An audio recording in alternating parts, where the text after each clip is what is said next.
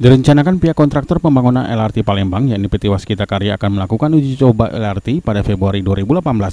Setidaknya uji coba LRT ini akan dilakukan di 2 stasiun, yakni Jakabaring dan OP Mall. Sementara operasional sendiri akan dilakukan Juni 2018 atau 2 bulan sebelum pelaksanaan Asian Games. Direktur Operasional PT Waskita Karya Adi Wibowo menjelaskan, pembangunan kereta ringan atau LRT Palembang ditargetkan mencapai 80% pada akhir tahun 2017. Pihaknya optimis target ini akan tercapai karena saat ini perkembangan fisik di lapangan berjalan lebih cepat. Dijadwalkan Februari atau paling lama Maret 2018 sudah running track atau tes run jalur.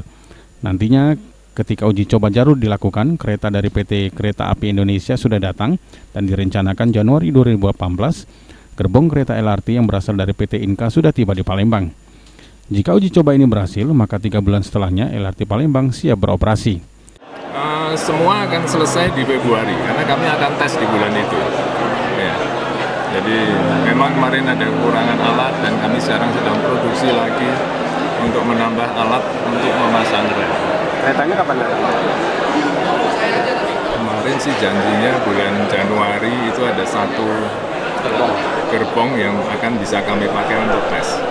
Jadi kita lihat dari Cina atau dari Inka. Inka. Ya, akan kami gunakan untuk tes di bulan Februari itu adalah 2 stasiun Jakabaring dan OP. Tapi di bulan itu mestinya rel sudah selesai semuanya. Hanya stasiunnya memang baru 2 itu. Berarti tidak menutup kemungkinan stasiun yang lain juga dibuka untuk sesuai. Pada bulan Juni nanti harapan kami 6 stasiun dari 13 stasiun akan bisa dioperasikan. Masih ada yang pembebasan lahannya belum selesai, Pak? Dalam proses untuk dari stasiun turun ke ramnya.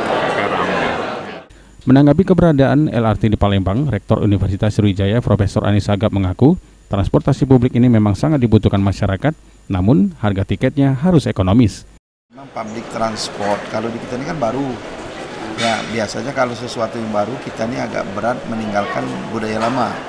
Nah, tapi dengan perlahan-lahan, dengan fasilitas yang bagus, nyaman, tadi katanya tangganya pakai lift dan pakai eskalator, saya kira akan menarik ya.